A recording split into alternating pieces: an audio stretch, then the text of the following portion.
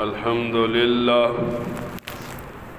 لله وكفى وسلام على عباده الذين اصطفى خصوصا على سيد الرسل وخاتم الأنبياء أما بعد فأعوذ بالله من الشيطان الرجيم بسم الله الرحمن الرحيم قال الله تبارك وتعالى إن أكرمكم عند الله أتقاكم إن الله عليم خبير صدق الله مولانا العظيم إن الله وملائكته يصلون على النبي يا أيها الذين آمنوا صلوا عليه وسلموا تسليما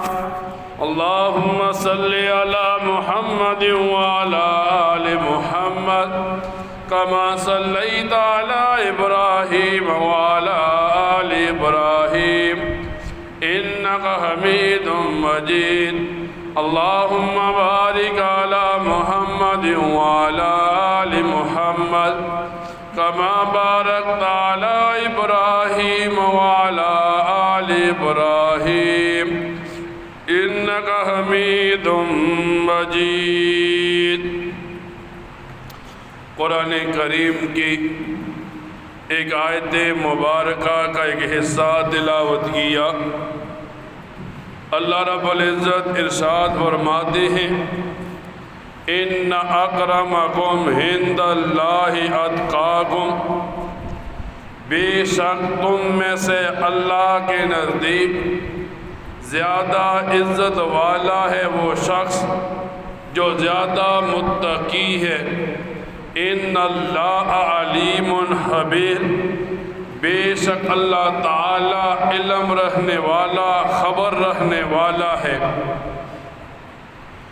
دنیا کے اندر اللہ تعالی انسان کو بھیجتا ہے، پھر اسے کلمہ طیبہ دے کر مسلمان بنا دیتا ہے۔ تو اب یہ مسلمان اللہ کے ہاں اس وقت عزت والا بن جاتا ہے جس وقت اس کا تقوی زیادہ ہو۔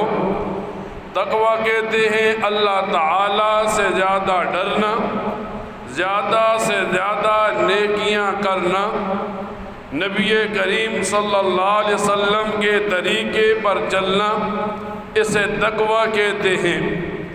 ایک آدمی سوال پوچھتا ہے کہ دنیا آخرت کے اندر عزت والا کون شخص ہے؟ تو قرآن کریم کے اندر چند مقامات پر اسے بتایا جاتا ہے کہ یا ایھا الناس، اے وہ لوگو، انا خلقناکم من ذکر و انثی، ہم نے تمہیں مرد اور عورت سے پیدا کیا، وجعلنا شعوبا وقبائل، پھر ہم نے تمہیں قبیلوں والا، خاندانوں والا بنا دیا۔ لیکن مفسرین لکھتے ہیں اللہ تعالیٰ نے قبیلے اور خاندان دینے کے بعد بھی بتایا کہ خاندان عزت کا باعث نہیں ہے۔ فرمایا اللہ تعالیٰ نے کس لیے یہ قبیلے اور خاندان بنائے؟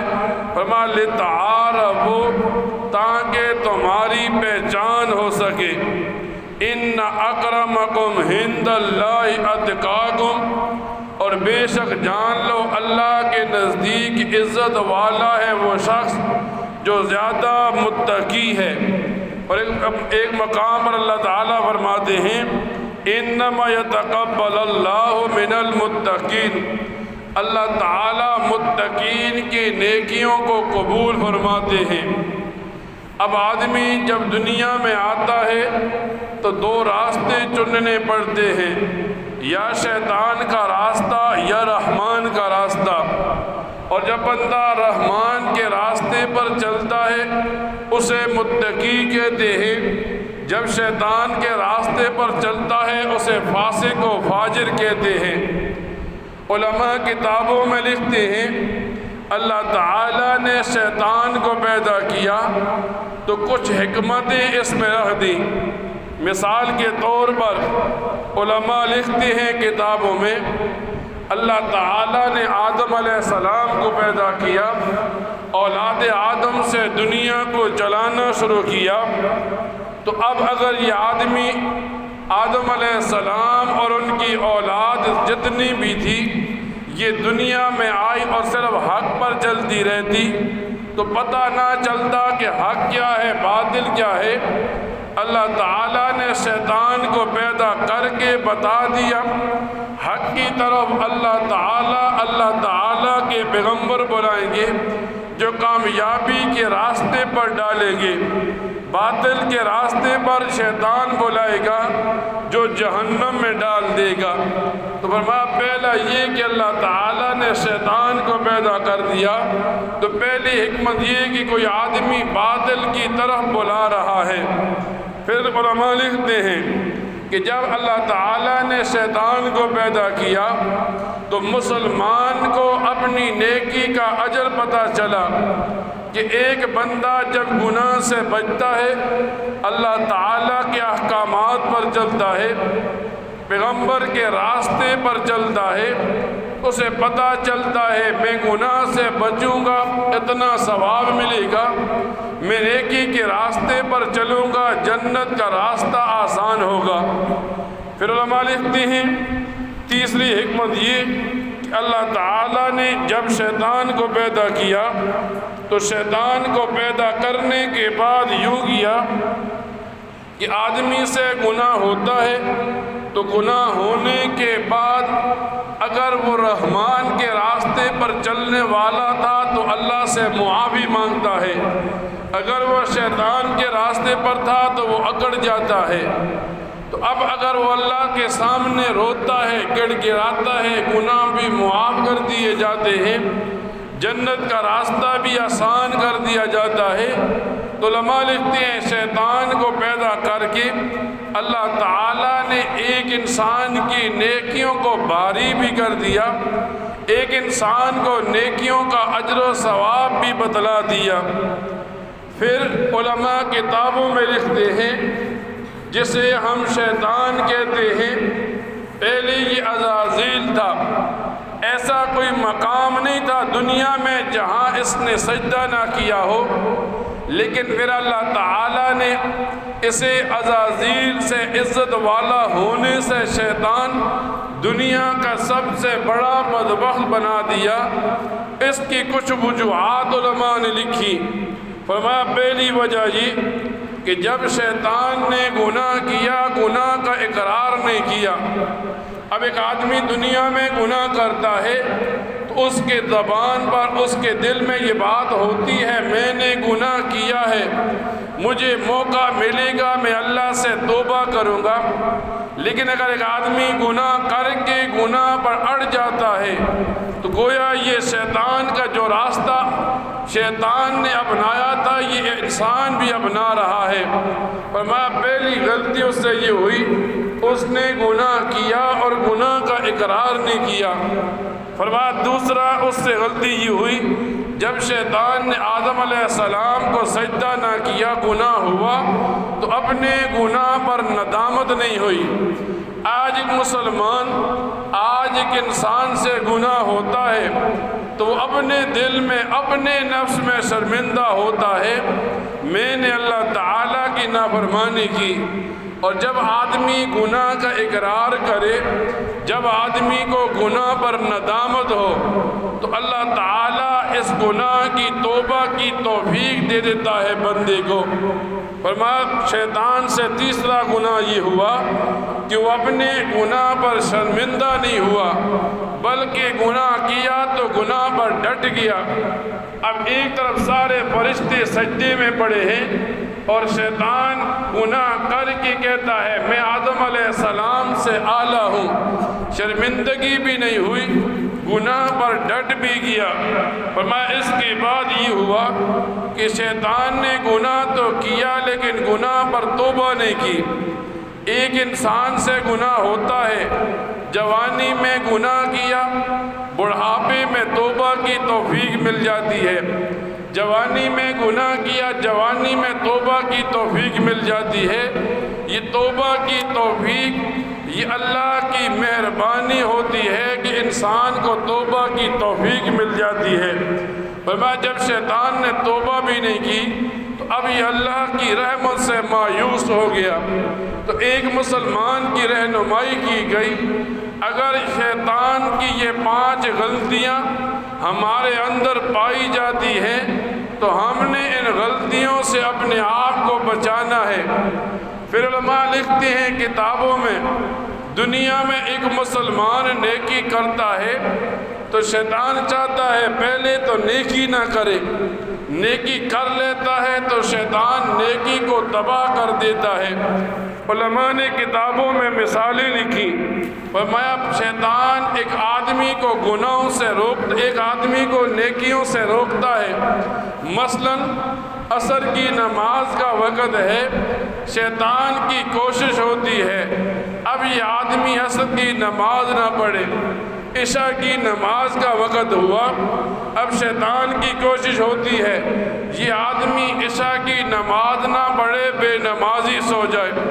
صبح کی نماز کا وقت آیا، شیطان کی کوشش ہوتی ہے یہ صبح کی نماز نہ پڑھے، دن کو بے نمازی پھرتا رہے۔ فرمایا شیطان کی کوشش یہی ہوتی ہے آدمی کو نیکی نہیں کرنے دیتا۔ پھر علماء لکھتے ہیں اگر آدمی نیکی کرنے پر ڈٹ جاتا ہے، شیطان دوسری کوشش یہ کرتا ہے اس کی نیکی کو لیٹ کرنے کی کوشش کرتا ہے۔ مثال کے طور پر اب عصر کی نماز کا وقت تھا، شیطان کوشش کرتا ہے جتنی لیٹ کر کے پڑھے گا شاید کہ کوئی کام میں لگ جائے نماز ضائع ہو جائے، عشاء کی نماز لیٹ کر کے پڑھے گا شاید کہ نیند آ جائے، سو جائے، نماز ضائع ہو جائے۔ یعنی فرماتے ہیں اگر آدمی نیکی کرنے پر ڈٹ جاتا ہے، شیطان کی کوشش ہوتی ہے یہ نیکی کو لیٹ کرے شاید کہ نیکی تباہ ہو جائے۔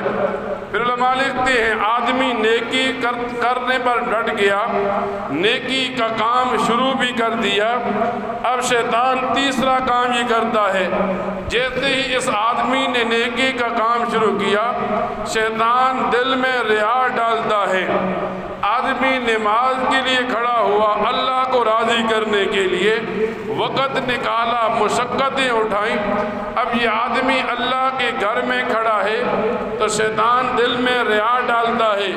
اب یہ آدمی سوچتا ہے لوگ مجھے دیکھ رہے ہیں، لوگ مجھے اچھا سمجھ رہے ہیں، لوگ مجھے نیک سمجھ رہے ہیں۔ یہ آدمی مختصر نماز پڑھتا تھا، اب اس نے لمبی نماز پڑھنا شروع کر دی۔ تو فرمایا جب شیطان آدمی نیکی پر لگ گیا تو شیطان دل میں ریا ڈال کر نیکی کو تباہ کر دیتا ہے۔ فرماتے ہیں اگر شیطان دل میں ریا نہ ڈالے تو دل میں عجب ڈال دیتا ہے۔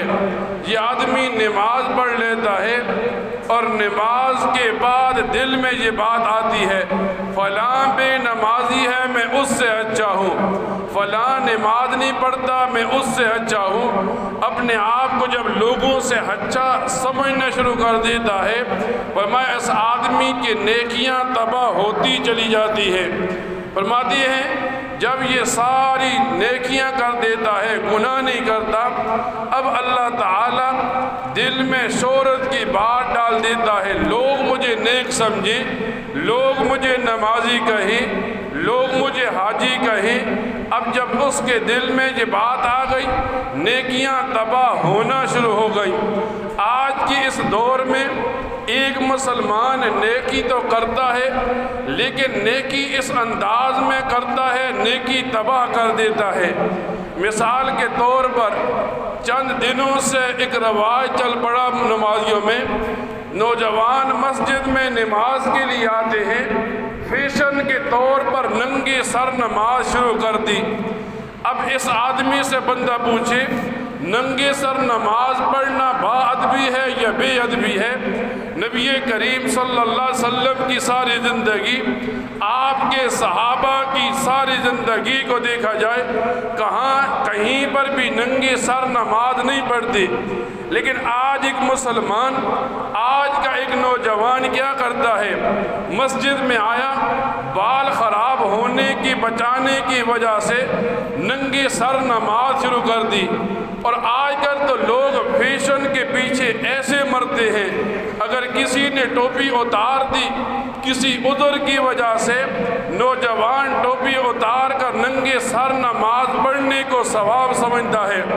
کچھ لوگ ایسے ہوتے ہیں، گمراہ ہوتے ہیں، جنہیں غیر مقلد کہتے ہیں، جنہیں اہل حدیث کہتے ہیں، جو فتنے کے لیے مسجد میں آ کر لوگوں کی نماز تباہ کرتے ہیں۔ لیکن آج کا نوجوان کو جو نفس ہے، یہ شیطان کا ایسا پیروکار بن گیا کہ مسجد میں آیا نماز پڑھنے کے لیے، پڑھتا بھی صرف فرض ہے، نہ سنتیں پڑھتا ہے نہ واجبات پڑھتا ہے، صرف سنتیں پڑھنے کے لیے آیا اور ننگے سر کھڑا ہو گیا۔ اللہ معاف کرے ایسا نہ ہو کل کوئی نوجوان قمیض اتار کر نماز پڑھے تو دوسری دن سارے صفوں میں قمیض کے بغیر یوں کھڑے ہو جائیں کہ یہ فیشن ہے۔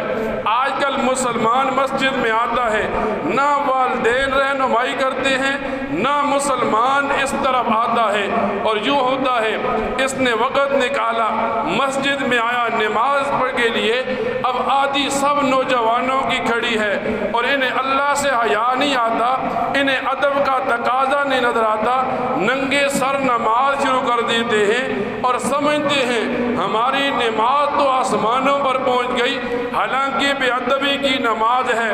کم از کم یوں تو ہو آدمی کے سر پر ٹوپی ہو، چادر ہو، رومال ہو جو سر پر بندھا ہو کہ دیکھنے والا دیکھ کر کہے ہاں یہ با ادب نمازی ہے۔ ہمارے ہاں کیا رواج ہے، ایک آدمی ایک کام کرتا ہے سارا معاشرہ اس کے پیچھے چل پڑتا ہے، ایک آدمی ننگے سر کھڑا ہوا، اب آدھی مسجد کے نمازی جوان کھڑے ہو گئے۔ مثال کے طور پر جمعے کا دن ہوتا ہے، امام سلام پھیرتا ہے، اب یہ جمعے کے فرض پڑھے، پھر جمعے کا دن آیا فرض پڑھے، اب اللہ تعالیٰ کی رحمت سے اتنے دور ہیں، فرض پڑھے سلام پھیرا، اب انہیں سنتوں کی توفیق نہیں ہوئی، یا تو مسجد میں کھڑے ہو کر مسجد کی نمازیوں کی نماز کھڑی کریں گے، خراب کریں گے، یا مسجد سے باہر کھڑے ہو کر اتنی اونچی آواز سے بات کریں گے۔ اب ان نوجوانوں کو حیا نہیں آتا، ان کے والدین، ان کے بڑے انہیں نہیں سمجھاتے۔ مسجد کے اندر جب حضرت حسین جیسی شخصیت جس کے جنتی ہونے میں کوئی شک نہیں، جب وہ مسجد کے پاس آتے، مسجد میں داخل ہوتے، اللہ کے ڈر سے وہ بے ہوش ہو کر گر پڑتے تھے۔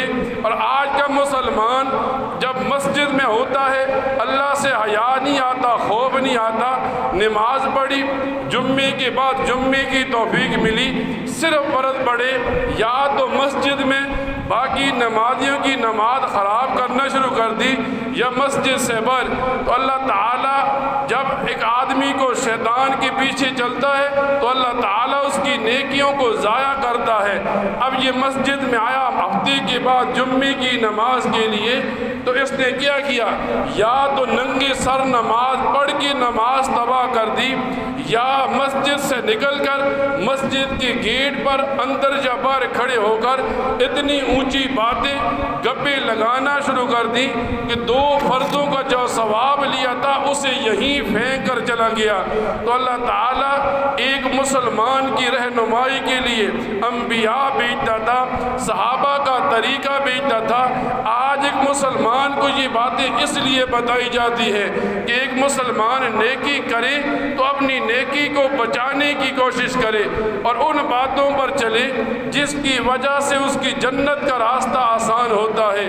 اللہ تعالیٰ سے دعا کیا کرے اللہ تعالیٰ ان باتوں کو سننے کے بعد ان پر عمل کرنے کی توفیق عطا فرمائے۔ وآخر دعوانا الحمد للہ رب العالمین۔